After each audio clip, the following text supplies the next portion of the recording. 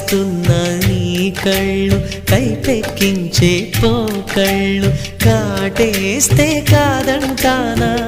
ఇప్పుడైనా వయసేమైనా సొగసేమైనా మరపించే మనసేమైనా నవ్వు నవరాత్రి నీ కోసం తీసుకువస్తున్నా మైనా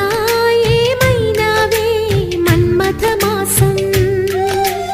అయినా ఎంతైనా ఇది మెత్తని మోసం తీయనైన తీరిక తీర్చమంది కోరిక నీకు తోడు